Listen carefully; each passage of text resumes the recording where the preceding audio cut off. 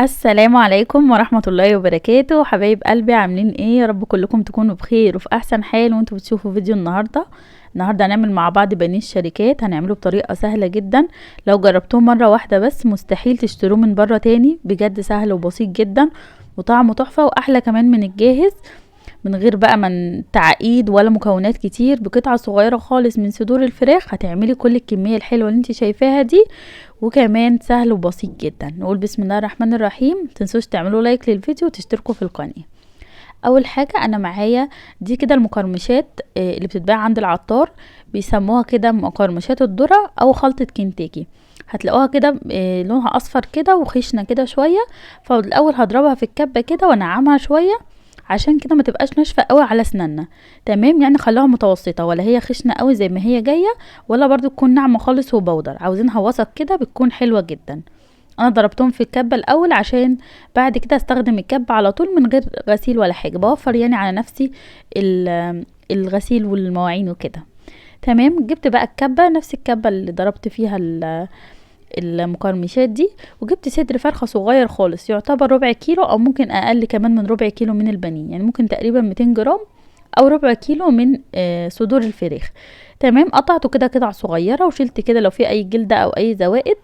طبعا هو انا كنت غسلاه قبل كده ونقعاه في مية وملح وخل وليمون والكلام ده كله. تمام، وبعد كده بصفيه وانشفه من المية وقطعته قطع صغيرة واحطه في الكبة بالشكل ده كده. معايا كمان بطاطسايه واحده، حبه بطاطس مسلوقه وبارده، يعني مسلوقه وبردت من السخونيه. تمام، وقطعتها بالشكل ده. حطيت كمان نص كوبايه من الفيجيتار. الفيجيتار دوت اللي انا عاملاه معاكم على القناه، هسيب لكم الفيديو في صندوق الوصف. الفيجيتار ده يعني فيجيتار جاهز، هو فيه كل التوابل وفيه كل حاجه. حطيت كمان معاه معلقه كبيره من الحليب البودر ومعلقه كبيره من النشا. تمام، هنحط كمان معلقه صغيره من البيكنج باودر. طبعا انا ضربت كل المكونات في الكبه زي ما انتم شايفين بالشكل ده كده. بقت عجينه كده بتلزق شويه في الايد، وسهل جدا ان احنا برضو نتحكم فيها عن طريق ان احنا هنبل ايدينا كده بس من الميه، وهتلاقوه كده بتتحكموا في العجينه دي بسهوله جدا.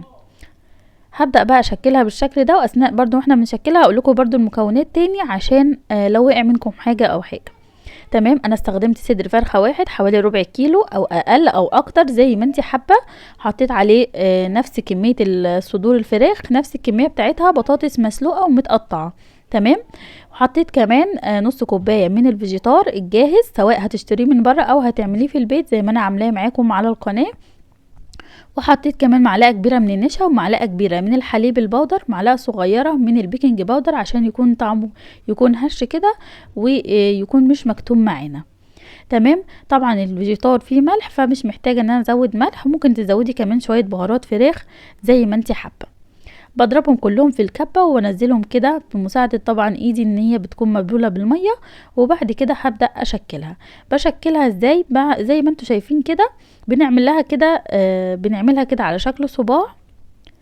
هوريكم دلوقتي طبعا طريقه التشكيل تاني. كل اللي بنحتاجه طبق فيه الخلطة المقرمشات دي، وطبق فيه مية، والعجينة البانيه اللي عملناها من الاول. بجيب كده ببلي كده ايدي من المية، وبعمل كده قطعة على شكل صباع كده كأننا بنعمل صباع كفتة. بعد كده ببطط الصباع ده وبعمل فيه كده دايرة من فوق زي دايرة كده من فوق. تمام، يعني الجزء اللي فوق بعمله دوران، والجزء اللي تحت بعمله مشدود كده عشان يديني نفس الشكل بالظبط بتاع كوكي واطياب والاكياس الجاهزه اللي بتتباع بره. عايزه اقول لكم الكيس بره لا يقل عن 50 60 70 جنيه.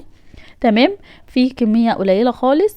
طعمه ما بيكونش حلو يعني زي بتاع البيت، وكمان بيكون فيه مواد حافظه، وفي نفس الوقت مش اقتصادي خالص. فجربوه في البيت، صدقوني لو جربتوا تعملوه مره واحده بس هيعجبكم جدا. انا عجب ولادي جدا جدا، كل يوم اصلا بيقولوا لي اعمليه من كتر ما هو حلو قوي. وكمان بيرمي كمية كبيرة وحاجة برضو اقتصادية وموفرة، مش بنستخدم بيض، مش بنستخدم برضو اي مكونات كده يعني مكلفة علينا. ببدأ كده احطها بطلعها كده يعني انا بحطها على طول في خلطة المقرمشات دي. لو لقيتوها مش بتلزق كده معاكم فممكن تنزلوها في المية الاول وبعد كده تنزلوها في الخلطة بتاعة المقرمشات دي. شايفين عامل ازاي؟ بجد تحفة جدا جدا. دي كده كل الكمية اللي طلعت معايا حوالي 11 قطعة. قطعة كبيرة وحلوة من البانيه من صدر فرخة صغير جدا زي ما انتوا شفتوه معايا في الاول، يعني حوالي ربع كيلو او 200 جرام بس من البانيه. طبعا يعمل وجبة محترمة تكفي 4 ل5 افراد. بعد كده جبت الزيت يكون سخن جدا جدا. تمام. انا بحب اقلي في حله كده عشان ما الدنيا حواليا يعني ما تتبهدلش. تمام. بسخن الزيت جدا جدا، وبعد كده بهدي عليه النار خالص، وابدا انزل كده بالكميه واحده واحده. تمام. لحد ما اخلص كل الكميه. مجرد ما بنضيف البانيه بيفضل كده تحت شويه، وبعد كده بتلاقيه ارتفع كده على الوش، ما بنبداش نقلبه خالص الا لما بيعلى معانا كده ويطوف على وش الزيت. ساعتها بنقعد نقلبه مره واتنين كده لحد ما ياخد لون كده حلو من كل الجوانب. وطبعا لازم تكون النار هاديه عشان نتاكد ان البانيه استوى معايا كويس من جوه. بعد كده بنبدا نطلعه ونقلي كل الكميه بنفس الطريقه. بنزله كده في الزيت يكون سخن جدا، وبعد كده بهدي الحراره جدا واسيبه لحد ما يطفو على الوش. لما يطفو كده على وش الزيت ببدا اقلبه بالشوكه كده، وبعد كده بالمسك بتاعي ببدا اطلعه. مش بياخد وقت برضو كبير قوي، يعني ممكن 5 دقايق لكل حطه كده او اقل كمان، بس على نار هاديه جدا عشان تضمني انه يكون استوى معاكي من جوه. هبدا كده اطلعه، وعايزه اقول لكم ريحته بتبقى حلوه قوي قوي وهو بيتقلي. بجد لازم تجربوه، هيعجبكم جدا جدا. كده انا خلصت كل الكميه معايا، كميه حلوه قوي قوي بجد كفتنا، وكانت مشبعه معانا جدا. احنا 4 افراد، طفلين وام واب يعني، وطفلين. تمام. دي كده الكميه اللي طلعت معايا. بصوا من جوه عامل ازاي وهش كده وطعمه جميل جدا جدا. جربوه ان شاء الله يعجبكم جدا. مستنيه رايكم في التعليقات، مستنياكم تحطوا لي لايك عشان تشجعوني انزل لكم فيديوهات كتير. والسلام عليكم ورحمه الله وبركاته.